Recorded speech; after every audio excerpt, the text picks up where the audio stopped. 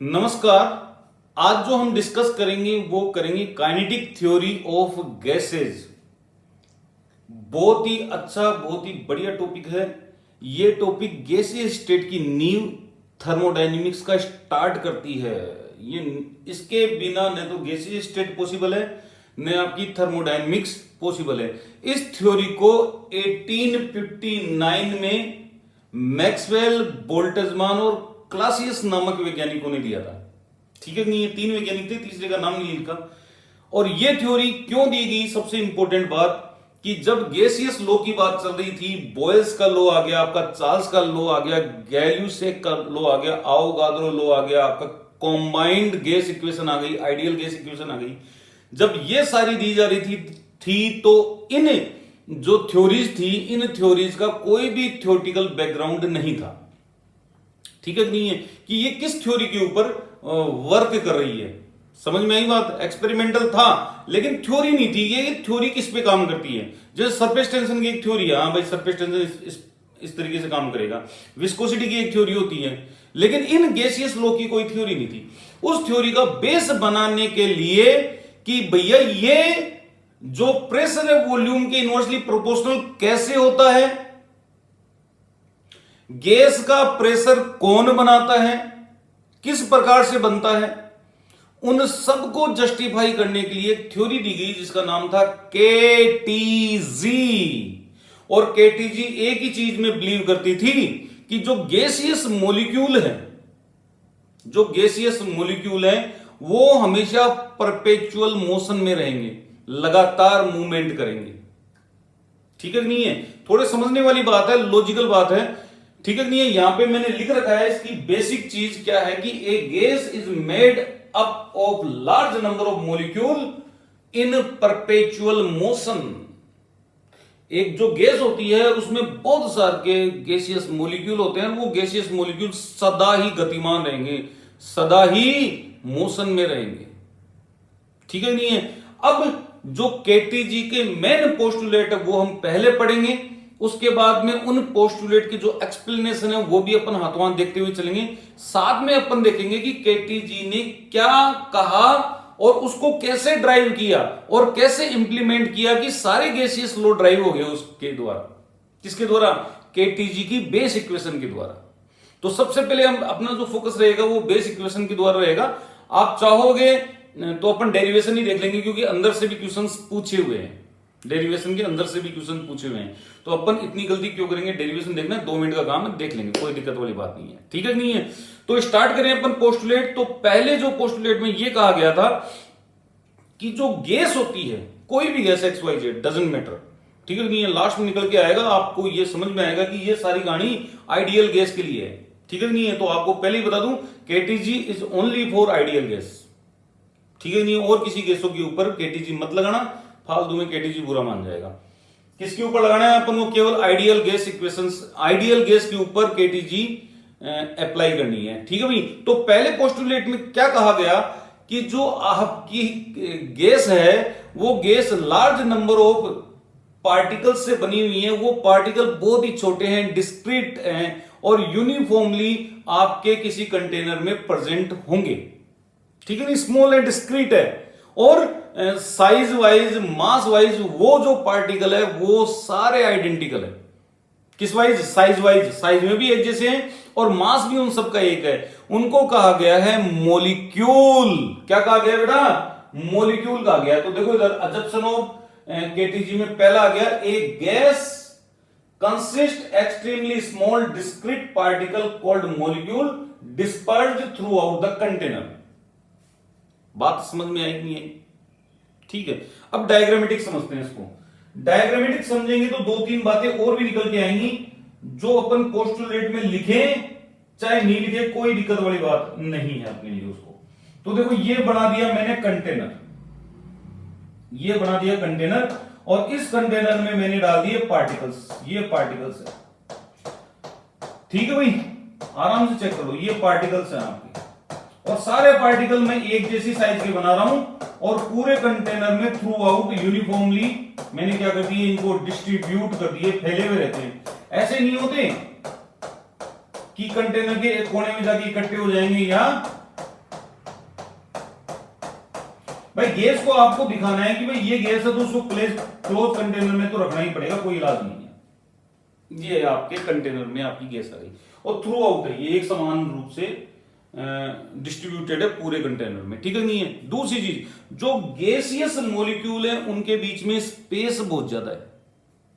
जो gaseous molecule है उनके बीच में क्या है, स्पेस ज्यादा है, यानी गैसियस मॉलिक्यूल बहुत ज्यादा दूरी पर प्रेजेंट है। इससे क्या होगा, इससे ये होगा कि ये जितने मॉलिक्यूल हैं, जैसे मान लो कि 1 मोल मॉलिक्यूलों की बात कर लेते हैं, ठीक है नहीं है, किसकी बात कर लेते हैं, 1 मोल मॉलिक्यूल, और 1 मोल का जो वॉल्यूम होता है 22.4 लीटर होता है, 22.4 लीटर होता है। एक मोल अगर मॉलिक्यूल्स लूं गैस के, तो एक मोल गैसियस मॉलिक्यूलों का वॉल्यूम कितना होता है, 22.4 लीटर होता है, इतना होता है, पता है आपको, पता नहीं सुननी है। अब ये मान के चलो कि ये जो कंटेनर है, ये कंटेनर 22.4 लीटर का है अपने पास, नहीं समझ में, ये कंटेनर जो है 22.4 लीटर का है, वैसे कि 22.4 लीटर पानी आ सकता है, ये मान लो आप, ठीक है नहीं है, वैसे वॉल्यूम वाइज 22.4 लीटर का है, और इसमें हमने 1 मोल गैस एंटर करी है, 1 मोल गैस। तो इस गैस का आयतन क्या होगा, इस गैस का वॉल्यूम क्या होगा, आप बोलोगे 22.4, क्योंकि यहां पे एक चीज जो समझने वाली वो ये है कि यहां पे आपको ध्यान रखना है, volume of gas will be equal to volume of container, volume of container, ठीक है नहीं है। अगर इसी 1 मोल गैस को आप 2 लीटर कंटेनर में डाल दोगे तो उसका वॉल्यूम 2 लीटर हो जाएगा। हाँ, यही तो है खास बात। बोले सर फिर 1 मोल को 22.4 लीटर में क्यों लिखते हैं? देखो ये यूं है कि एक गैस को हमने किसी कंटेनर में रखा, ठीक है नहीं है। अब उस कंटेनर को हमने क्या किया, हमने देखा कि गैसियस मॉलिक्यूलों के बीच में कितनी स्पेस होनी चाहिए, ऐसे छोड़ दिया खुले में, तो गैसियस मॉलिक्यूलों के बीच में इतना स्पेस होना चाहिए, समझ में, एक मॉलिक्यूल दूसरे मॉलिक्यूल के बीच में इतना स्पेस होना चाहिए, मिनिमम होना चाहिए। उस स्पेस को मेंटेन रखते हुए 6.022 इंटू 10⁻23 मॉलिक्यूल्स कितना स्पेस ऑक्यूपाई करेंगे, कितना करेंगे, ये इतना करेंगे, कहीं पे, एसटीपी पे, उसके हिसाब से बोला हुआ है, वो अलग चीज है, ठीक है नहीं है। वो स्पेस को मेंटेन रखते हुए कितना वॉल्यूम ऑक्यूपाई कर सकते हैं, तो 22.4 लीटर मैक्सिमम वॉल्यूम ऑक्यूपाई करते हैं। बाकी का ये कंसेप्ट आपको पता होना चाहिए, volume of gas will be equal to volume of container. अगर ये कंटेनर 22.4 लीटर का है तो सोचो, अगर 1 मोल गैस को कॉम्पैक्ट करके मैं सॉलिड बनाऊं, 1 मोल गैस को कॉम्पैक्ट करूं, इतने मॉलिक्यूल को मैं कॉम्पैक्ट करके सॉलिड बना दूं, तो ये केवल और केवल इतना वॉल्यूम ऑक्यूपाई करेंगे, और एक कैलकुलेशन के हिसाब से ये वॉल्यूम 0.01% होता है। कितना होता है? 0.01% ऑक्यूपाइड होता है, ऑक्यूपाइड कैलकुलेशन वाइज। तो इसका मतलब एम्प्टी कितना है,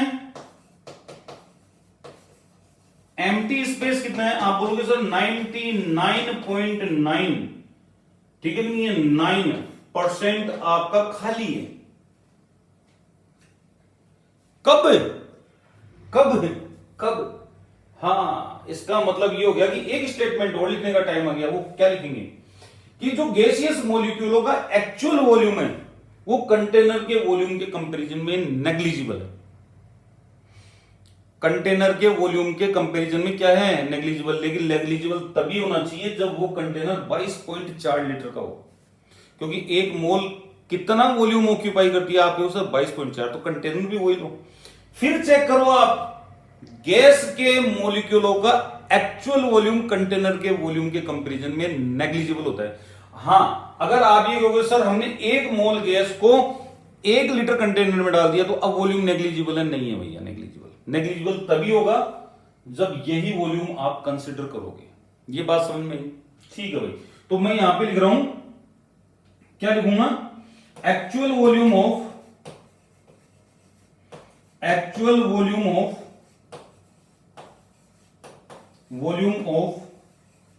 gaseous molecules are negligible in compare to volume of container.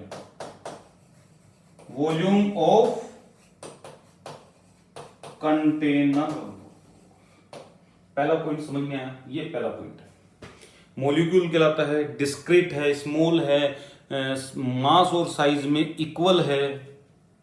दूसरी चीज, दोनों के बीच में गैप ज्यादा है, मतलब गैसियस मॉलिक्यूल के बीच में गैप ज्यादा है।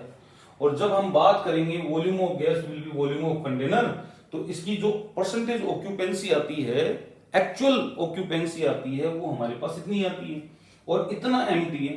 तो actual volume of gaseous molecule क्या है आपका, नेग्लिजिबल है। किसके कंपैरिजन में, कंटेनर के वॉल्यूम के कंपैरिजन में। पहला पॉइंट समझ में आया, कोई दिक्कत। दूसरा पॉइंट सुनो, दूसरा पॉइंट, नंबर 2 पॉइंट। दूसरा पॉइंट है कि गैसियस मॉलिक्यूल्स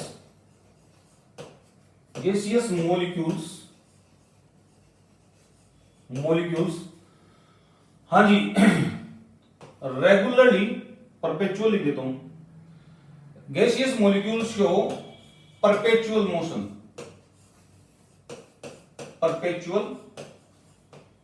परपेचुअल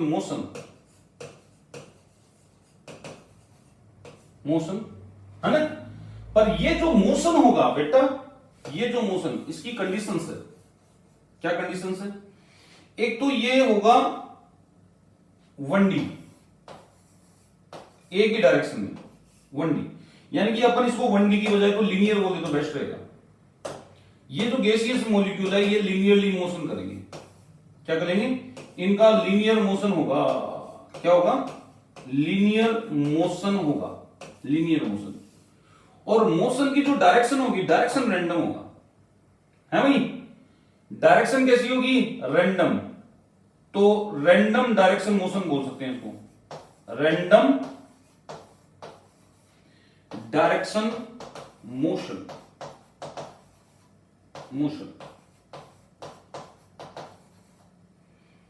बात समझ में आएगी, यही रैंडम डायरेक्शन मोशन होगी, बिल्कुल सही बात है, ठीक है नहीं। तो gaseous molecule show perpetual motion, और ये जो मोशन होगा वो लीनियर टाइप का होगा और रैंडम डायरेक्शन मोशन होगा। मतलब ये समझने की कोशिश करना, मैं वापस लेके आता हूं अपना कंटेनर, ये कंटेनर आ गया। अब इसमें मान लो कि ये जो मॉलिक्यूल है ये इस प्रकार से मोशन करेगा, ये गैसियस मॉलिक्यूल इस प्रकार से मोशन करेगा, ये गैसियस मॉलिक्यूल इस प्रकार से मोशन कर सकता है। डायरेक्शन रैंडम हो सकती है, लेकिन करेंगे ये लीनियरली मोशन।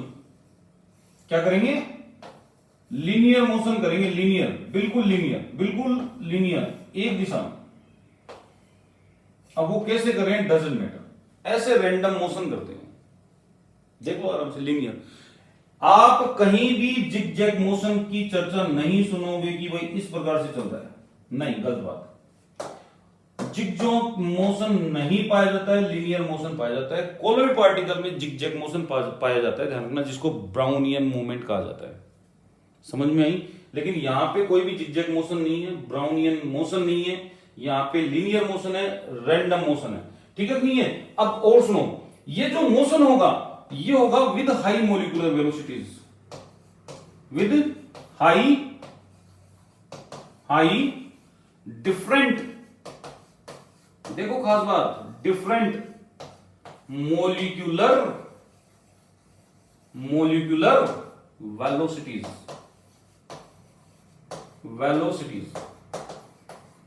इसकी मीनिंग समझ में आई क्या? मीनिंग समझ में आई? नहीं आई? देखो मैं समझाता हूं। ये जो मॉलिक्यूल्स हैं ये इतनी तेज गति से मोशन करेंगे, इतनी तेज गति से करेंगे, हाई मोलिकुलर वेलोसिटी होगी इनके पास, और इसकी वेलोसिटी अलग है, इसकी वेलोसिटी अलग है, इसकी वेलोसिटी अलग है, इसकी वेलोसिटी अलग है, सबकी वेलोसिटी अलग अलग होगी। हो सकता है कि एक पर्टिकुलर फ्रैक्शन जो है सेम मोलिकुलर वेलोसिटी शो कर सकता है, लेकिन ऐसा पॉसिबल नहीं है, क्योंकि जब मैक्सवेल ने जो मोलिकुलर वेलोसिटी का डिस्ट्रीब्यूशन कर्व दिया था, ठीक है, इधर तो फ्रैक्शन लिया था, इधर मोलिकुलर वेलोसिटी लिया था, तो इस प्रकार का कर्व आया था। अब यहां पे आप चेक करोगे, देखो आप चेक करोगे तो हर बार वेलोसिटी इंक्रीज हो रही है, वेलोसिटी क्या हो रही है, इंक्रीज हो रही है, वेलोसिटी इंक्रीज हो रही है। समझ में आई बात? तो वेलोसिटी इंक्रीज होती हुई चलेगी, यानी कि बहुत कम मॉलिक्यूल ऐसे होंगे जो कम वेलोसिटी से चल रहे होंगे, बहुत कम मॉलिक्यूल ऐसे होंगे जो हाई वेलोसिटी से चल रहे होंगे। आप ये देख लो ना, रोड पे किस प्रकार के लोग हैं। ज्यादातर लोग जो है, अगर मोटरसाइकिल की बात करें तो मोटरसाइकिल वाले एक चीज दिमाग में फिक्स रखना है अपन को, जब चलाते हैं 2-3 चीजें दिमाग में रहती हैं। वो क्या रहती है? पहली चीज फ्यूल इकोनॉमी, पेट्रोल ज्यादा नहीं खाना चाहिए, तो एवरेज को मेंटेन रखते हैं अपन 40 से 50 के बीच में। दूसरी चीज एक्सीडेंट नहीं होना चाहिए, ठीक है कि नहीं है, इसलिए टाइम टू टाइम सर्विस वगैरह, कहीं जाम वगैरह लग जाए, बंद हो जाए अचानक गाड़ी, तो पीछे से कोई आके, इस टाइप का रहता है। तो 2-3 चीजें हैं जो दिमाग में रहती हैं। तो अब आप सोच के देखो कि ज्यादातर पब्लिक कौन सी वेलोसिटी से मूव करती है। ज्यादातर पब्लिक समझ में आई बात? तो ज्यादातर पब्लिक जो है 40 से 50 की स्पीड रखती है। अब बहुत कम देखा होगा आपने 10-10 की स्पीड में इधर उधर ताकाजाकी करके बिल्कुल धीरे धीरे चला रहा है आराम से। एक ऐसे होंगे जूम जूम जूम करके निकाल, कितने को होंगे ऐसे? पूरे दिन में एक देखते होगे, ज्यादा से ज्यादा 2 देखते होगे आप, ठीक है नहीं है? तो बहुत कम वेलोसिटी वाले भी, बहुत कम मोलिकुलर वेलोसिटी से मूव करने वाले भी पार्टिकल कम होते हैं, और हाई मोलिकुलर वेलोसिटी से मूव करने वाले भी पार्टिकल कम होते हैं। ज्यादातर जो है एवरेज वेलोसिटी जो चलती है आपकी, उससे मूव करते हैं। इसकी बात बाद में करेंगे, अभी अपन टॉपिक से इधर उधर नहीं जाएंगे। अपन तो एक बात जानते हैं कि gaseous molecule show perpetual motion, लगातार मोशन शो करते हैं, लीनियर होता है, रैंडम डायरेक्शन होता है मोशन का, और साथ में हाई डिफरेंट मोलिकुलर वेलोसिटीज होती हैं। अब इसका कंसीक्वेंस क्या है मोलिकुलर वेलोसिटी का? मोलिकुलर वेलोसिटी का कंसीक्वेंस है कि there is no effect of gravity. There is no effect of gravity.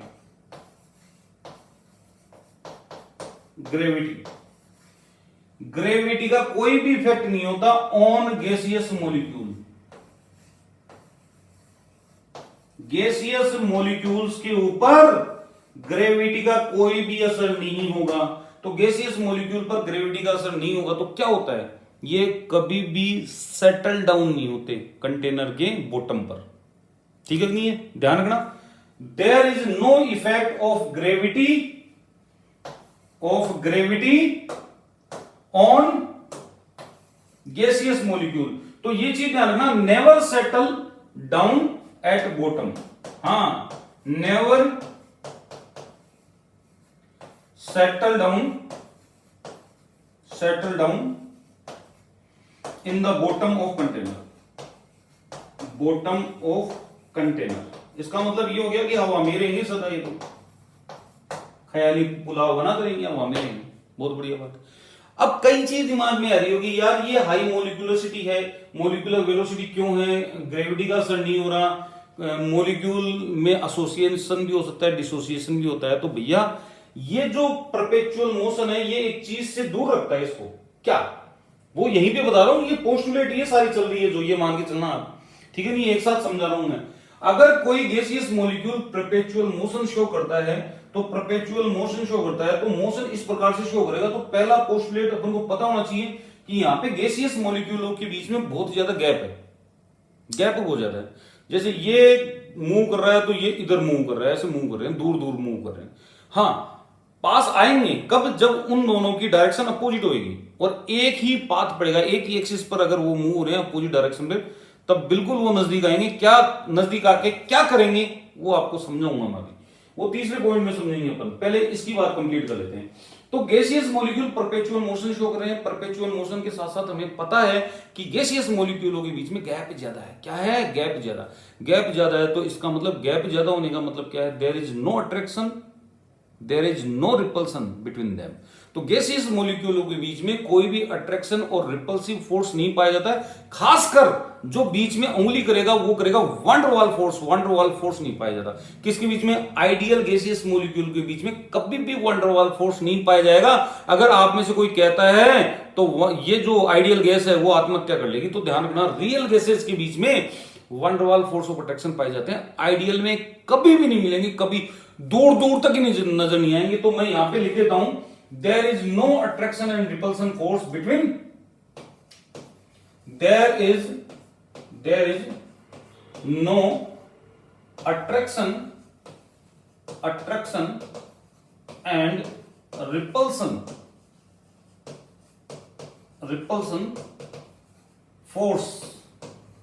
forces between gaseous particles।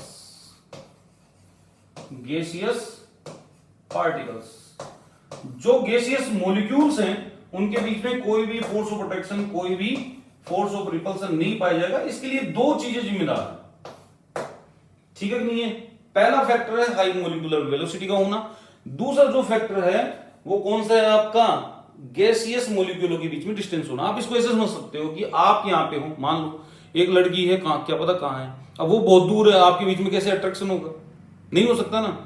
Social media चीज अलग है, अगर दिमाग में आ रही है तो वो हटा देना, ये सोशल मीडिया से कनेक्ट रहने वाले नहीं है, ठीक है नहीं है? इनके पास, किसी के पास भी टेलीफोन नहीं होता, पहली चीज, ठीक है नहीं है?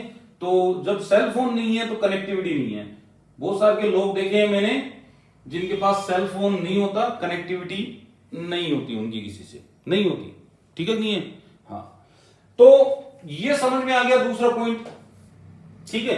जब फोर्स ऑफ अट्रैक्शन नहीं है, फोर्स ऑफ रिपल्सन नहीं है, खास बात क्या है? Van der Waals force of attraction absent है। खास बात क्या है? Van der Waals force of attraction absent है। अभी भी कईयों के दिमाग में ये आ रहा होगा कि ये यार सीधी दिशा में ही मोशन करेगा, अगर नहीं भैया, मोशन चेंज करेगा ये अपना। और बस ये केटीजी के 4 ही पोस्टुलेट करूंगा, क्योंकि बहुत सारे पोस्टुलेट मैंने यहाँ पे लिख दिए हैं। जैसे ये वाला एक अलग पोस्टुलेट है, ये वाला अलग पोस्टुलेट है, ये वाला अलग पोस्टुलेट है, ये वाला अलग पोस्टुलेट है, ठीक है नहीं है? तो पोस्टुलेट मैंने लिख दिए। आपको कौन सा थ्योरेटिकल एग्जाम देना है, आपको कॉम्पिटिटिव एग्जाम देना है, तो थोड़ा सा ध्यान रखना, ठीक है नहीं है? तीसरा पॉइंट लेते हैं अपन, motion of direction. Motion of direction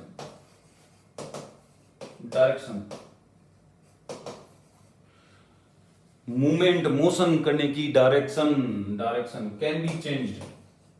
अगली बात, कैन बी चेंज्ड, चेंज हो सकती है बाय द कोलिजन।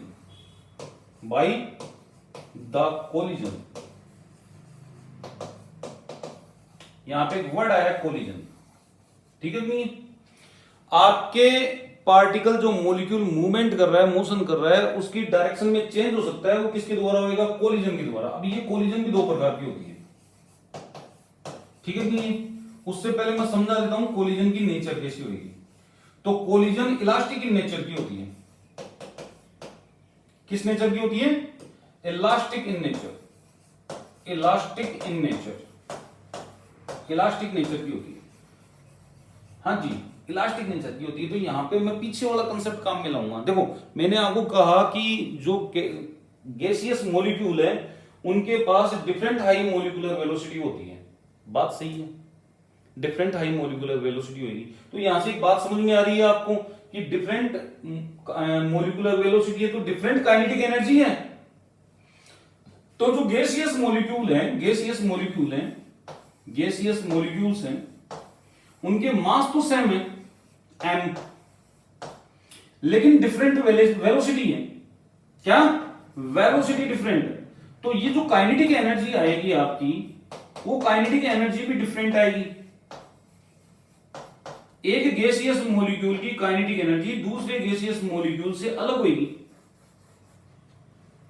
लेकिन हमें तो देना है एक साथ काइनेटिक एनर्जी। ऐसे तो बहुत सारी काइनेटिक एनर्जी बन जाएगी। किस मॉलिक्यूल की काइनेटिक एनर्जी कंसीडर करूंगा, किसकी नहीं करूंगा? तो इसके लिए हमने एक रास्ता निकाला है एवरेज काइनेटिक एनर्जी का। कहीं निकाला है? एवरेज काइनेटिक एनर्जी का। हम गैसियस मॉलिक्यूल की काइनेटिक एनर्जी देते हैं in term of average kinetic energy. Sir average kinetic energy की टर्म में दी जाती है। क्या दी जाती है भाई? गैसियस मॉलिक्यूल्स की kinetic energy, average kinetic energy. बात समझ में आई या नहीं आई? और ये जो एवरेज काइनेटिक एनर्जी है ये कैसे निकलेगी? मॉलिक्यूल देखो आपके सामने है, सबकी velocity divided by number of molecule, average kinetic energy निकल जाएगी। इसका डेरिवेशन करेंगे बाकायदा। लेकिन वापस आते हैं अपन इस चीज के ऊपर। ये जो कोलिजन है वो कैसी है? इलास्टिक इन नेचर की है। इलास्टिक इन नेचर का मतलब क्या होता है? यहां पे आपके हर प्रकार के जो चाहे वो कंजर्वेशन लो, हर प्रकार के कंजर्वेशन लो, चाहे वो एनर्जी कंजर्वेशन लो, चाहे मोमेंटम कंजर्वेशन लो, सब कोई एप्लीकेबल होगा। तो जब एनर्जी कंजर्वेशन लो लगेगा तो मॉलिक्यूल अपनी एनर्जी को रीसफल करेंगे। क्या करेंगे? रीसफल करेंगे। तो इसका मतलब ये हो गया कि एक मॉलिक्यूल, सुनना, एक मॉलिक्यूल की काइनेटिक एनर्जी कोलिजन के बाद चेंज हो जाएगी। तो गड़बड़ हो गई ना। अगर मान लो कि इस मॉलिक्यूल की आप काइनेटिक एनर्जी की स्टडी कर रहे थे, सपोज दैट ये मॉलिक्यूल है, इसकी स्टडी कर रहे थे आप, और पता लगा कि इसकी यहां जाती है तो काइनेटिक एनर्जी चेंज हो गई। तो क्या करेंगे अपन ऐसी काइनेटिक एनर्जी का जो चेंज हो रही है? क्यों चेंज हो रही है? इलास्टिक इन नेचर की वजह से। तो यहां पे आपका कौन सा लगेगा बेटा? ये जो कोलिजन है, इस कोलिजन में आपका मोमेंटम कंजर्वेशन लॉ भी लगेगा, momentum and energy conservation law, दोनों के दोनों लगेंगे। एनर्जी कंजर्वेशन लॉ लगेगा, बिल्कुल लगना भी चाहिए, बिल्कुल लगना भी चाहिए। मोमेंटम कंजर्वेशन लॉ और एनर्जी कंजर्वेशन लॉ, ये दोनों के दोनों क्या होंगे? फॉलो आउट होंगे यहां पे, बिल्कुल यहां पे दिखाई देंगे आपको। ठीक है नहीं है? तो आपको समझ में आया एवरेज काइनेटिक एनर्जी अपन क्यों निकालना चाह रहे हैं मॉलिक्यूल की? क्योंकि यहां पे इलास्टिक कोलिजन है, यहां पे काइनेटिक एनर्जी आपकी चेंज हो रही है, वेरी कर रही है। अरे अलग अलग मॉलिक्यूलों की अलग अलग तो थी, लेकिन एक मॉलिक्यूल अपनी काइनेटिक एनर्जी चेंज कर रहा है कोलिजन के द्वारा, तो एवरेज तो निकालनी पड़ेगी अपन को। इसी एवरेज काइनेटिक एनर्जी की कैलकुलेशन करते हैं अपन इसमें। समझ में आई? इसी एवरेज काइनेटिक एनर्जी की कैलकुलेशन करते हैं। ठीक है भाई? तो ये जो इलास्टिक है, ये जो कोलिजन है, ये कोलिजन दो प्रकार की है। कितने प्रकार की है? दो प्रकार की। अब देखो वो कौन कौन से दो टाइप है। तो पहला जो कोलिजन का टाइप है वो है collision with wall, collision with wall, और ये है collision with molecule, collision with molecule, collision with molecules. ये कोलिजन विद वॉल है, ये कोलिजन विद मॉलिक्यूल है। दो ही प्रकार से कोलिजन हो सकता है, या तो मॉलिक्यूल मॉलिक्यूल टकरा जाए, ठीक है नहीं है, या तो आदमी आदमी सर भिड़ाए, या आदमी दीवार के सर भिड़ाए। दोनों में चीज में फर्क है। यहां पे दोनों को दर्द होगा, और दीवार से भिड़ाने पर केवल, हाँ समझ गए आप, एक को ही दर्द होगा, दीवार को नहीं होगा। बिकॉज दीवार इज इमोर्टल, अमर है दीवार। आप चले जाओगे दीवार यहीं रहेगी, कहीं नहीं रहेगी, टेंशन मत लो। ठीक है नहीं है? तो collision with wall of container, नहीं तो आप दिमाग लगाओगे कहीं दीवार से ही भिड़ा दोगे आप। ठीक है भाई? Collision with wall of container और कोलिजन विद मॉलिक्यूल, मॉलिक्यूल के साथ कोलिजन। तो अगर हम यहां पे चेक करें डायग्राम वाइज, तो आप चेक करो, यहां पे दोनों के डायग्राम बनाऊंगा। आपका एक गैसियस मॉलिक्यूल, तो भाई साहब एक गैसियस मॉलिक्यूल दूसरे गैसियस मॉलिक्यूल से भिड़ रहा है। कैसे भिड़ रहा है? ऐसे। ये तो अभी मॉलिक्यूल मॉलिक्यूल के बीच में कोलिजन, तो इलास्टिक नेचर की है। क्यों इलास्टिक नेचर की क्यों है बताओ। देखिए मॉलिक्यूल का शेप सेम है, साइज सेम है, मास सेम है, अट्रैक्शन फोर्स नहीं है, रिपल्सन फोर्स नहीं है, तो सब कुछ कंजर्व ही रहेगा, एक्सचेंज कर लेगा। ठीक है नहीं है? और यहां पे जो है कौन आपका ये मॉलिक्यूल जो है वॉल पर क्या करेगा? कोलिजन करेगा। ये कर दिया वॉल पर कोलिजन। जब वॉल पर कोलिजन करेगा तो भी डायरेक्शन चेंज होगी, ये घूम के यूं आ जाएगा और इस डायरेक्शन में मोशन करने लग जाएगा। और जब ये दोनों कोलिजन होंगे तो ये जो कोलिजन है ये just like collision billiards ball, वो खेलते हैं ना ऐसे लगा के यार, अंगुली लेके ठक, भूल गए क्या? डंडा अमीरों के गेम है, अपने नहीं है, अपने तो गिल्ली डंडा, उनका डंडा, ठीक है नहीं है। तो ये जो मॉलिक्यूल जब कोलाइड करेंगे तो ये कोलिजन जो होती है वो कैसी होती है, जैसे बिलियर्ड्स की बॉल आपकी क्या करती हैं, कोलाइड करती हैं। सितोलिए खेले होंगे बचपन में, नहीं खेले, खेले ना, तो अपन वो मारते थे तो बॉल इधर जाती थी, वो इधर भगते थे, तो ऐसे कोलिजन होती है, ठीक है ना। डायरेक्शन चेंज हो जाती है, किसकी, डायरेक्शन चेंज हो जाती है, क्लियर है। जब मॉलिक्यूल कोलिजन करेगी तो डायरेक्शन चेंज होगी, यहां पे वॉल पर कोलिजन करेगा तो भी डायरेक्शन चेंज होगी। तो motion of direction can be change by the collision, collision किस हिसाब से चेंज हो रहा है ये देखो, क्लियर है। अब ये समझने की कोशिश करना कि यहां पे कंटेनर कोलिजन का क्या मतलब है, कंटेनर कोलिजन का क्या मतलब है, सुनना, हाँ जी, कंटेनर कोलिजन का क्या मतलब, मैं सुना रहा हूं आपको, बता रहा हूं। कंटेनर कोलिजन का मतलब यह है कि हमारा ये कंटेनर है और इसमें गैसियस मॉलिक्यूल अपन ने फिल कर रखे हैं साहब, ठीक है, फिल कर रखे हैं। तो कंटेनर तो अपने पास 4 है, कंटेनर की वॉल कितनी होगी आपके पास, 6 होगी। 3D बोल गए क्या, बनाऊंगे 3D, अरे 3D बनाऊं क्या, अरे वॉल तो 6 होती है ना देवियों सज्जनों, कितनी होती है, 6 होती होगी वॉल मेरे हिसाब से। फेस जो है वो वॉल का ही काम कर रही है यहाँ पे, ये रहा आपका। तो अगर गैसियस मॉलिक्यूल यहां पे फिल है गैसियस मॉलिक्यूल, तो वो कितने वॉल्स के ऊपर कोलिजन करेंगे, 6 वॉल्स के ऊपर। तो केटीजी क्या बोलती है, केटीजी ये बोलती है जो गैसियस मॉलिक्यूल इस कंटेनर की वॉल पर जो कोलिजन कर रहे हैं, कोलिजन करने का मतलब ये होगी जाके प्रेशर देंगे, एक तरीके से क्या करेंगे, प्रेस करेंगे, उसको फोर्स लगाएंगे। तो फोर्स एरिया क्या बनता है, प्रेशर बनता है, ठीक है नहीं है। कोलिजन जब करेंगे तो एक तरीके का फोर्स लगेगा जिसको अपन प्रेशर भी बोल सकते हैं, क्योंकि वो पर्टिकुलर एरिया पे क्या हो रहा है, अप्लाई हो रहा है, तो वहां पे वो प्रेशर। तो इसने ये कहा कि जो गैसियस मॉलिक्यूल कोलिजन की वॉल पर क्या करें, सॉरी, जो गैसियस मॉलिक्यूल कंटेनर की वॉल पर कोलिजन करेंगे वो बनाएगा गैस का pressure.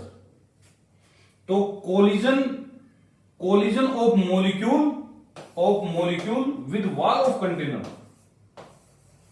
Molecule with wall of container will be pressure of gas, will B pressure of gas. जो आपने गैस फिल करी है उसका प्रेशर होगा, समझ में आई। तो गैस का प्रेशर क्या है, देखो समझा दिया इसने, जबकि न तो बॉयल लॉ समझाता है कि गैस का प्रेशर क्या है, न गैल्यूसेक समझाता है, कोई भी नहीं समझाता XYZ, केवल केटीजी ही एक्सपर्ट है इस चीज को समझाने में, और बता रही है बाकायदा कि ये प्रेशर है और ड्राइव और किया है, खास बात समझ में आई। तो जब गैसियस मॉलिक्यूल रेगुलर कोलाइड करेंगे, रेगुलर वॉल ऑफ कंटेनर पे कोलाइड करेंगे, तभी तो गैस का प्रेशर बनेगा, तभी तो पता लगेगा उसमें कितना प्रेशर है। लेकिन इसको इस प्रकार से नहीं मेजर करते अपन। आप ये सोच रहे हो कंटेनर को ऐसे लिख दिया, ऐसे मेजर कर दिया, ऐसे नहीं करते हम। उस कंटेनर में पिस्टन लगा के मेजर करते हैं अपन, ये आपने थर्मो में देखा होगा, ठीक है नहीं। उसमें क्या करेंगे अपन, पिस्टन लगाएंगे ऐसे, और पिस्टन लगा के हम क्या करेंगे, इस पिस्टन को नीचे की तरफ धकेलेंगे, तो ये जो गैसियस मॉलिक्यूल है सारे ओरिएंट होके वन डायरेक्शन में कोलाइड करना स्टार्ट कर देंगे। क्या करना स्टार्ट कर देंगे, वन डायरेक्शन में कोलाइड करना स्टार्ट कर देंगे, ठीक है नहीं है। तो हमें कैसे पता लगेगा भाई गैस का प्रेशर कितना है, तो सुनो, एक्सटर्नल प्रेशर यहां पे अपन दे रहे हैं पी एक्सटर्नल आपने मान लो कि x एटमॉस्फेयर रखा, तो ये जब तक पिस्टन नीचे जाएगा जब तक एक्सटर्नल इंटरनल के इक्वल नहीं हो जाएगा। नहीं समझ में आई बात। अरे साइकिल में हवा डालते हो नहीं डालते हैं, उसको बंद कर लो, देखिए फिर दबा के देखो, आप पता लगेगा आपको दबता है कि नहीं दबता, नहीं दबेगा ना। तो इसका मतलब ये हो गया कि गैस के मॉलिक्यूल अपोजिट डायरेक्शन में कोलाइड कर रहे हैं, जिससे गैस का प्रेशर बन रहा है आपका, और आपको पता लग जाएगा कि कितना प्रेशर है। तो जब पी एक्सटर्नल आपका पी इंटरनल के बराबर हो जाएगा तब पता लग जाएगा कि गैस आपकी कितना प्रेशर एक्सर्ट कर रही है। मान लो कि 1 एटमॉस्फेयर एक्सटर्नल प्रेशर रखा है आपने, और गैस का जो आपका पिस्टन है, पिस्टन नीचे जाता जा रहा है, जाता जा रहा है, जाता जा रहा है, जाता रहा है, यहां रुक गया। तो अब पता लग जाएगा यहां पे कितना प्रेशर लग रहा है। समझ में आई? 2 एटमॉस्फेयर लगाओगे फिर नीचे जाएगा, तो 2 एटमॉस्फेयर प्रेशर हो गया आपका। तो जैसे जैसे वॉल्यूम को डिक्रीज करोगे वैसे वैसे प्रेशर इंक्रीज होगा, और यहीं से निकल के आता है कि आपका प्रेशर इनवर्सली प्रोपोर्शनल होता है वॉल्यूम का। वो दोनों बातें जो गैस के लॉ समझा नहीं पाए थे, वो किसने समझा दिए? केटीजी ने एक्सप्लेन कर दिए। और वो भी 3 ही पोस्टुलेट मात्र, और 3 पोस्टुलेट से जो चीजें जुड़ी हुई थी वो इन्हीं में डाल दी, अदर पोस्टुलेट वाली भी मैंने इन्हीं में डाल दी।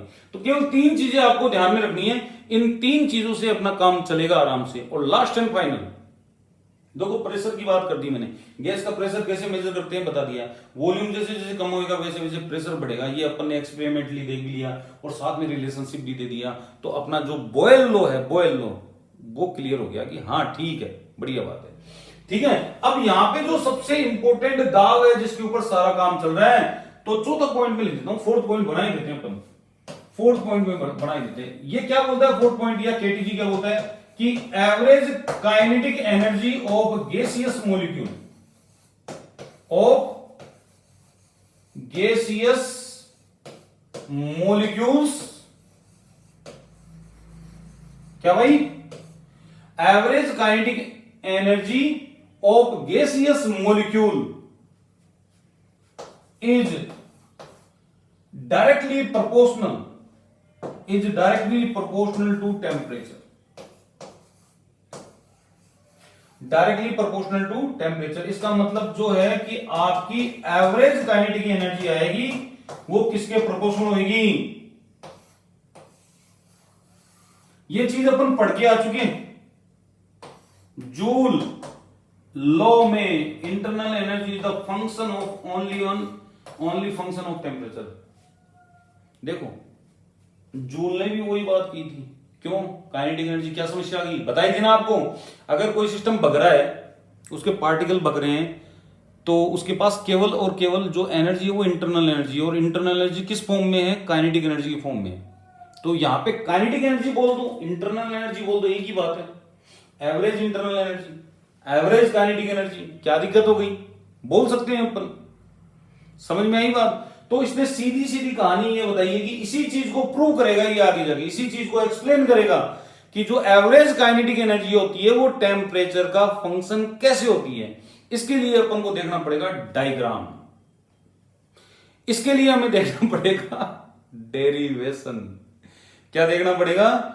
डेरिवेशन, पूरा डेरिवेशन देखेंगे तबियत से, और डेरिवेशन देखकर और फिर गैसियस लॉ को क्या करेंगे? ड्राइव करना स्टार्ट करेंगे। मैंने कहा था वीडियो बहुत लंबा होने वाला है, इसलिए लास्ट तक देखना अगर वो चीज आपको चाहिए जो मजेदार है इसकी। अभी वाली तो नॉर्मल चीजें थी। ठीक है भाई, स्टार्ट करें डेरिवेशन। तो डेरिवेशन होता है वो 2 प्रकार से हो सकता है, ठीक है कि नहीं है? लेकिन अपन यहाँ पे एक ही प्रकार देखेंगे। देखो इधर मान लीजिए कि एक क्यूबिक बॉक्स है, उस क्यूबिक बॉक्स में ये पार्टिकल मैंने रख दिया है, और ये पार्टिकल जो है एक्स वाई जेड तीनों डायरेक्शन में मोशन कर सकता है, फ्री है, ठीक है नहीं है? तो आपको पता है वेलोसिटी जो होती है आपकी एक वेक्टर क्वांटिटी होती है, तो इसका वेक्टर रिजोल्यूशन आना जरूरी है। तो वेक्टर रिजोल्यूशन अपन ने v से दे दिया, किससे दे दिया? v से, या u से दे दिया, यू मान लो आप, ठीक है नहीं है? u ले लो, बेस्ट है, क्योंकि आगे जाके u की टर्म में लिखेंगे अपन पूरा। और हमने ये माना है कि इस बॉक्स की जो एज है, उस सारे बॉक्स की एज कितनी है? L सेंटीमीटर है। Total number of gaseous molecules में कैपिटल N है, ठीक है नहीं है? The mass of one molecule कितना है आपका? Mass of one molecule small m है, और वेलोसिटी ऑफ ए मॉलिक्यूल जो है वो u है।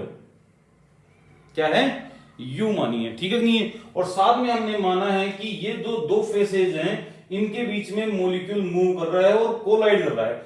तो अगर x डायरेक्शन इसको मान रहे हैं अपन ने, x डायरेक्शन मानी है बाय डिफॉल्ट, तो ये vx वेलोसिटी से मूव करेगा, लेकिन कोलिजन के बाद इसकी डायरेक्शन अपोजिट हो जाएगी, तो ये -vx में कन्वर्ट हो जाएगा। डायग्राम में कोई दिक्कत नहीं है, बिल्कुल इजी है डायग्राम, आराम समझ में आ गया होगा, ठीक है नहीं? अब चलते हैं, बात करते हैं कैलकुलेशन की। तो यहाँ पे मोमेंटम कंजर्वेशन लॉ लगेगा। तो वेक्टर क्वांटिटी है, तो पहले तो अपन ने रिजोल्यूशन निकाल लिया किसका? वेक्टर का, कि भाई ये आपका u स्क्वायर आ गया। क्या आ गया? u स्क्वायर आ गया। क्लियर है? कोई दिक्कत? चलो चलने दो इसको, कोई बात नहीं। तो एक चीज बताओ मेरे को कि जो फेसेज है आपकी, उन दो फेसेज के बीच में जो कोलिजन होगी उसमें टाइम कितना लगेगा। तो यहां से रवाना होएगा, पहले वहां कोलिजन करेगा, फिर यहां पे अपनी जगह वापस आएगा कोलिजन करने के लिए, सेकंड कोलिजन। तो इसने टूअल डिस्टेंस ट्रेवल की है, तो टूअल डिस्टेंस ट्रेवल करेगा बाय द यूएक्स वेलोसिटी। ठीक है भाई, यूएक्स वेलोसिटी या वीएक्स वेलोसिटी चलने तो उससे कोई फर्क नहीं पड़ेगा, क्योंकि आगे ये हट जाएंगी सारी चीज। नंबर ऑफ कोलिजन पर सेकंड कितने होंगे, तो इसका रिवर्स कर दो, रिवर्स कर दिया, इसका रिवर्स करते क्या आ गया अपने पास, ये नंबर ऑफ कोलिजन हो जाएंगे पर सेकंड, एक सेकंड में कितने कोलिजन हो रहे हैं। और हम जानते हैं कि मोमेंटम कंजर्वेशन लॉ लगेगा, तो पहले का मोमेंटम कितना होगा, हाफ एम वी स्क्वायर, और बाद का मोमेंटम क्या होगा, कोलिजन के बाद का मोमेंटम होगा, डायरेक्शन चेंज होगी ना, माइनस एम वी एक्स। तो मोमेंटम चेंजेस कितना हुआ, तो मोमेंटम चेंजेस जो होगा आपका वो बिफोर माइनस आफ्टर निकालोगे 2 mvx आएगा। ठीक है नहीं है, तो मेरे को एक चीज बता दो कि टोटल चेंज ऑफ मोमेंटम पर सेकंड, एक सेकंड में एक फेस पर कितना मोमेंटम चेंज हो रहा है। तो अपन को क्या करना पड़ेगा, ये जो अपने नंबर ऑफ कोलिजन आ रही है कि एक मॉलिक्यूल कितनी बार कोलिजन कर रहा है, उसको नंबर ऑफ कोलिजन को मल्टीप्लाई कर दो, ताकि आपको पता लग जाएगा कि कितना मोमेंटम चेंज हो रहा है। तो यहां पे सीधा सीधा अपन ने क्या किया, नंबर ऑफ कोलिजन से मल्टीप्लाई कर दिया जितना मोमेंटम चेंज हुआ था। ठीक है नहीं है, तो ये अपने पास आया M V X square upon L. और अगर बोथ फेसेज की बात करें, बोथ फेसेज पे एक ही मॉलिक्यूल कोलाइड करे तो मोमेंटम चेंज कितना होगा, तो उस मोमेंटम को हमने 2 से मल्टीप्लाई कर दिया। ठीक है नहीं है, कोई दिक्कत, बिल्कुल इजी है। आगे चलो देखो, ओवरऑल चेंज ऑफ मोमेंटम पर सेकंड कितना आएगा, ओवरऑल चेंज। तो ध्यान रखना 3 वेलोसिटी है, वीएक्स वीवाई वीजेड, और मोमेंटम जो है एडिटिव प्रॉपर्टी होती है, इस कारण से ऐड हो गई है। ठीक है नहीं है, मोमेंटम एनर्जी एडिटिव प्रॉपर्टी होती है। तो अपन ने ऐड कर ली, यहां पे कॉमन क्या आ रहा है 2m अपॉन एल, क्योंकि लेंथ अपन ने सबकी क्या रखी थी, क्यूबिक माना था इसको पूरे को। तो ये अपने पास आ गया है। ठीक है भाई, कोई दिक्कत, कोई समस्या, ये अपने पास आ गया। अब मैं क्या करूंगा, n से ऊपर नीचे मल्टीप्लाई करूंगा, तो ये बन जाएगी आपकी, ये इधर जो u स्क्वायर लिखा है ना मैंने, u स्क्वायर, ये बन जाएगी आपकी क्या है, मीन स्क्वायर वेलोसिटी, आरएमएस नहीं, मीन स्क्वायर वेलोसिटी बन जाएगी, और ये चलेगी लास्ट तक। तो अपने पास क्या आ गया, ओवरऑल चेंज ऑफ मोमेंटम पर सेकंड। तो ये तो फोर्स है बेटा, ये क्या है, ये फोर्स ही तो है। अरे फोर्स क्या होता है, मोमेंटम चेंज पर सेकंड, यही तो फोर्स होता है। तो फोर्स आपके सामने आ गया, ये क्या है बेटा, ये फोर्स है। अब प्रेशर निकालोगे तो फोर्स अपॉन एरिया से डिवाइड कर दो। देखो कहीं से डिवाइड कर दो, एरिया से डिवाइड कर दो, तो करते हैं अपन, देखो हाँ जी। तो अपना क्या आया, प्रेशर फोर्स अपॉन एरिया, आने दो। फोर्स कितना आया अपने पास, फोर्स आया अपने पास हाँ जी 2mn u square divided by L, 2mn u square divided by L. और एरिया कितना है, एरिया 6l स्क्वायर। तो ये तो 3 हो गया, कट गया ना, ये तो 3 हो गया, क्यूब हो गया, वॉल्यूम बन गया ये। तो mn u square divided by 3v volume, इसीलिए v को हटाकर मैंने u को लेके आया था, दो v से कंफ्यूजन हो जाता। तो ये अपने पास क्या आ गया, प्रेशर आ गया।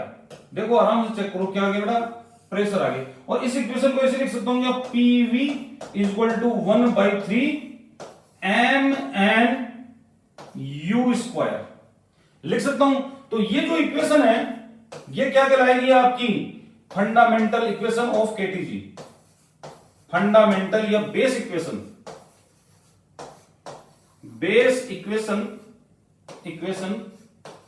Of KTG, very very important. इसी इक्वेशन से सबको ड्राइव करेंगे आगे जाके।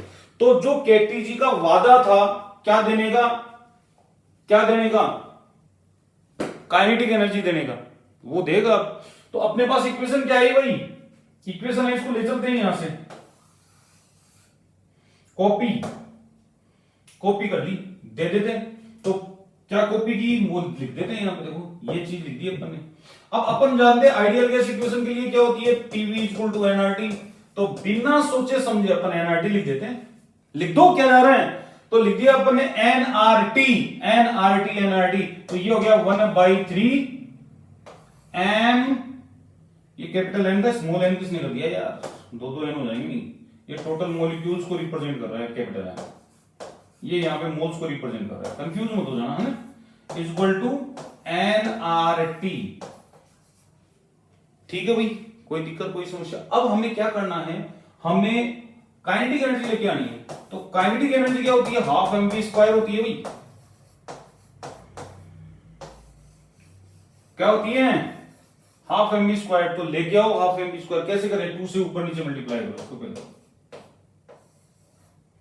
2 से ऊपर नीचे मल्टीप्लाई किया तो यहां पे क्या रह गया आपका, 1/2 अलग निकाल लो, तो ये 2/3 दो अलग आ गया, 1/2 एम यू स्क्वायर ले लो पहले, ये काइनेटिक एनर्जी होगी। ठीक है नहीं, अब यहां पे एन है, तो अपने पास टोटल मॉलिक्यूल कितने हैं, टोटल मॉलिक्यूल एन है। अगर वो टोटल मॉलिक्यूल से डिवाइड कर दें अपन, एवरेज काइनेटिक एनर्जी आ जाएगी। तो हटा देते हैं, इसको हटाने पर हमारे पास एवरेज काइनेटिक एनर्जी आ जाएगी। यानी कि ये किसके रूप में आ गया, ये एवरेज काइनेटिक एनर्जी के रूप में आ गया। किसके रूप में आ गया, एवरेज काइनेटिक एनर्जी के रूप में। आपको पता होना चाहिए एन कहां गायब किया मैंने, एन से डिवाइड कर दिया ताकि एवरेज काइनेटिक एनर्जी आ जाए। ठीक है नहीं है, तो क्या है भाई, एन आर टी। तो इसे 2/3 उधर से ये लिया क्रॉस मल्टीप्लाई हो जाएगा। तो काइनेटिक एनर्जी वो भी कौन सी वाली, एवरेज वाली, वो होती है 3/2 एन आर टी। याद रखना ये फॉर्मूला, बहुत बार पूछा जाता है।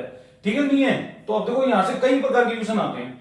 ठीक है नहीं है, तो देखो क्या है, पहला क्वेश्चन है average kinetic energy for N mole gaseous molecule. ठीक है नहीं, एन मोल गैसियस मॉलिक्यूल्स। तो वो तो आपको पता है कितनी है, हाँ जी, 3/2 एन आर टी, यही है। और अगर 1 मोल गैस के लिए लिखता हूं तो ये 3/2 आर टी होता है। 1 मोल गैस के लिए ध्यान रखना, 1 मोल गैस के लिए क्या हो जाएगी, तो आपने ज्यादातर जो इक्वेशंस देखी हुई है वो ये लिखी हुई है, average kinetic energy 3/2 R T. ये काहे के लिए है, 1 मोल गैस के लिए। अगर आपसे पूछ ले कि मेरे को तो 1 मोल गया भाड़ में, केवल 1 मोलिक्यूल की काइनेटिक एनर्जी चाहिए, तो 1 मोल की काइनेटिक एनर्जी भी दे देते हैं अपन। 1 मोलिक्यूल की average kinetic energy for 1 molecule of gas के 1 मोलिक्यूल की एवरेज काइनेटिक एनर्जी क्या होगी, तो बिना सोचे समझे इसमें आवोगाद्रो संख्या का भाग दे देना। यानी कि आपको डिवाइड करना पड़ेगा आवोगाद्रो संख्या से। तो आवोगाद्रो संख्या से डिवाइड करेंगे तो R/Na क्या बनेगा, बोल्ट्जमान कांस्टेंट। बेटा क्या बनेगा, बोल्ट्जमान कांस्टेंट Kb। तो यहां पे हो जाएगा 3/2 kBt।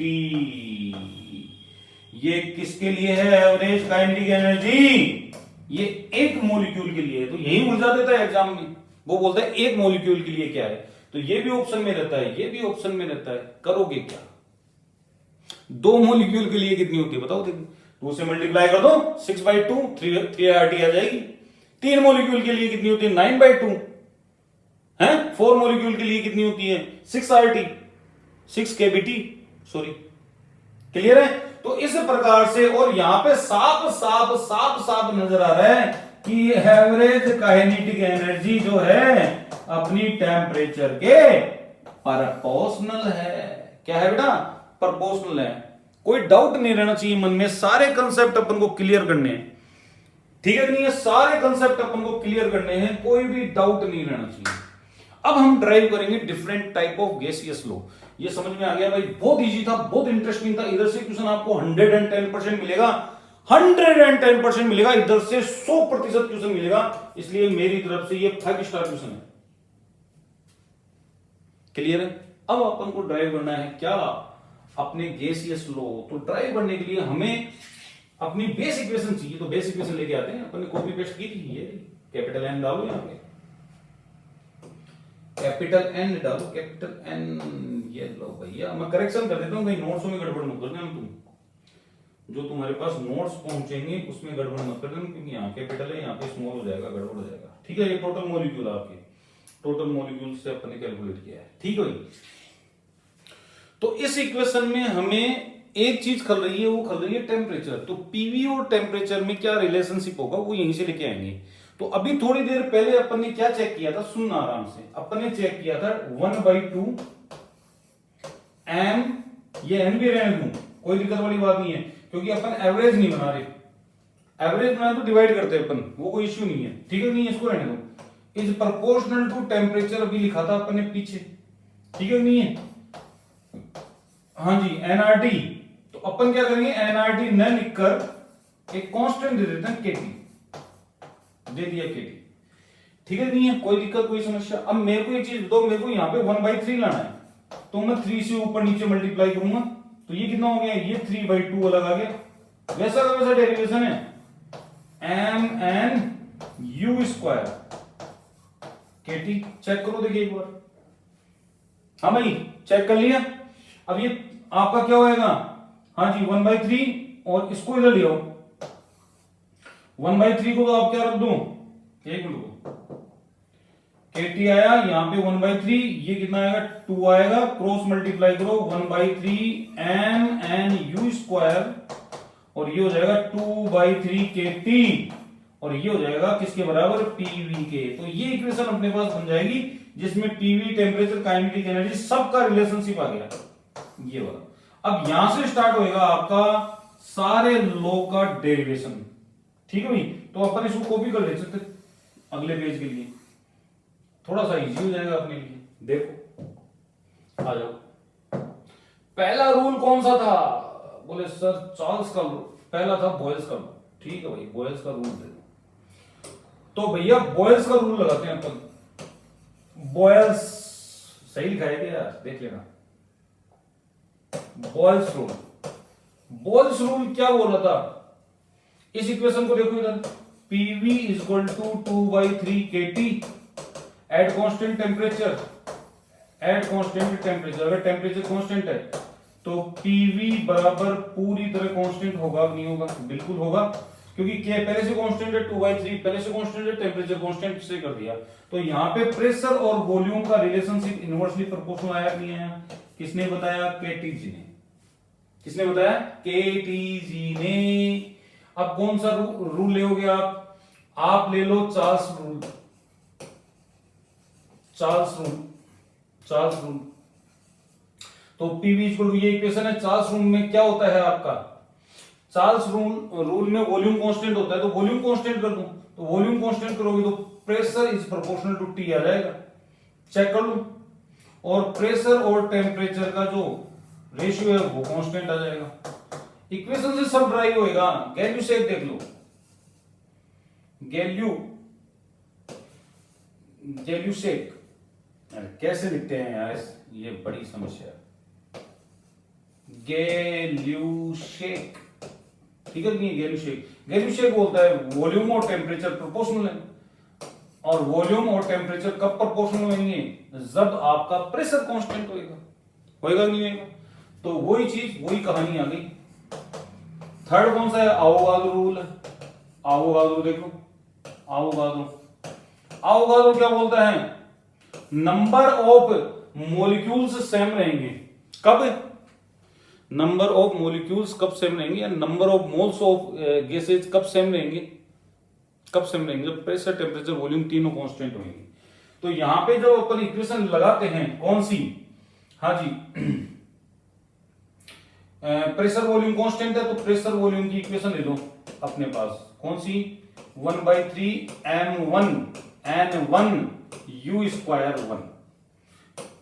फिर दूसरी इक्वेशन बना लो 1/3 m1 n1 u1 स्क्वायर। ठीक है भाई, इन दोनों को बराबर कर दो, तो 1/3 से तो 1/3 कैंसिल हो जाएगा, 1/3 से 1/3 कैंसिल हो जाएगा। तो मैं इसको अलग करके लिख देता हूं ऐसे, ऐसे, अरे ये 2 है यार सारी, तो ऐसे लिख देता हूं 1/3 m1, हाँ जी, u1, ये 2 लिखूंगा यार, 1 क्यों हो रहा है ये, और n2 यहाँ पे। अब मेरे को ये चीज बताओ, ये क्वांटिटी और ये क्वांटिटी सेम एक नहीं है, तो n1 n2 बराबर हुए एक नहीं में, हो गए क्या, बोलो भाई। अगर ये दोनों बराबर हो गए तो ये दोनों भी बराबर होंगे, m1u1 स्क्वायर 1/3 m2u2 स्क्वायर हो गया। 1/3 से 1/3 काट दो और इसको ऐसे लिख दो u1/u2 इसका ओवरऑल स्क्वायर और यहाँ पे m2/m1। तो अगर मैं इसको आगे ले जाना चाहूं तो ये हो जाएगा u1/u2 equal to root m2/m1। तो ये आ गया u inversely proportional to m आ गया, रूट का m। तो ये तो है diffusion law, rate of diffusion inversely proportional to mass of molar mass या मास ऑफ गैस। कौन सा आ गया ये ग्राहम डिफ्यूजन लॉ आ गया। कौन सा आ गया? Graham diffusion law. कौन सा लॉ हो गया? Graham's diffusion law. कोई दिक्कत भाई, कर सकते हो। इसी प्रकार से आप आरएमएस वेलोसिटी की कैलकुलेशन कर सकते हो। किसकी? RMS, root mean square velocity. ठीक है नहीं है? तो आरएमएस वेलोसिटी कैसे निकलती है? ये मान लो कि यू आरएमएस है और ये रूट होगी किसकी? यू स्क्वायर की। क्या है ये? अरे मीन स्क्वायर तो पहले से थी, ये रूट और ले लिया मैंने। तो एक चीज बताओ, जो अपनी इक्वेशन है ये वाली इक्वेशन है, अरे ये वाली जो इक्वेशन है अपनी, इससे आप यू स्क्वायर की वैल्यू नहीं रख सकते क्या? निकालो, देखिए यू स्क्वायर की वैल्यू क्या आएगी। यू स्क्वायर की वैल्यू आएगी, हाँ जी, यू स्क्वायर की वैल्यू आएगी 3। ये कट जाएगा, ऊपर बचेगा 2। अरे ये 3 से 3 तो काट दो यहीं पे, ऊपर बचेगा क्या भाई? 2। बहुत बढ़िया बात। तो ये आ गया 2k t अपॉन क्या है यहां पे नीचे m, बस यही तो है। और स्क्वायर हटाएंगे, इसका स्क्वायर हटाएंगे तो ये क्या बन जाएगा? m n भी है, चलो ठीक है, ये तो कोई बात नहीं, आओगा तो संख्या लिख लो इसको। तो ये तो r हो जाएगा। क्या हो जाएगा? r। ठीक है, तो ये हो जाएगा आपका 2RT बाई मोलिकुलर वेट। लिखते हैं इसको 2PV upon molecular weight. RMS velocity की भी कैलकुलेशन कर दी, किससे? KTG से। तो KTG बड़ी खतरनाक चीज है, बच के रहना इससे। ठीक है भाई, तो फेज इक्विलिब्रियम वाले वीडियो को भी बहुत प्यार, बहुत लाड मिला। और खास बात क्या है, अपने व्यूज 100 मिलेंगे और साथ में आपको मिलेंगे 100 आवर्स। 100 आवर्स कवर किए हैं उसने। 100 से ज्यादा है व्यू, लेकिन उसने 100 आवर्स कवर किए हैं। 97 अभी देखे थे मैंने, ठीक है कि नहीं? 97 आवर कर चुकी है। इसका मतलब जो भी व्यक्ति मेरा वीडियो देख रहा है वो पूरा देख रहा है, इतने में संतुष्टि है। कम देखो, कोई दिक्कत वाली बात नहीं है, लेकिन एक आदमी की जीत कहां है कि उसका पढ़ाया हुआ बंदा, उसका पढ़ाया हुआ हर पोर्शन, हर पॉइंट अगर बच्चा देख रहा है तो उसी में जीत है। ज्यादा बच्चे देखने से मतलब नहीं, कम देख लो लेकिन पूरा देखो। अगर आपने देखा है वीडियो 5 मिनट बाद उसको स्किप कर रहे हो, क्या मतलब है ऐसे वीडियो बनाने से? इसका मतलब जो बना रहा हूं वो ठोस कंटेंट है, आपके काम का कंटेंट है। ठीक है भाई, मिलूंगा आपसे जल्द ही नेक्स्ट वीडियो में। तब तक के लिए नमस्कार, जय हिंद, bye bye. Like share subscribe जरूर करो आप, ताकि ज्यादा से ज्यादा लोगों तक पहुंचे।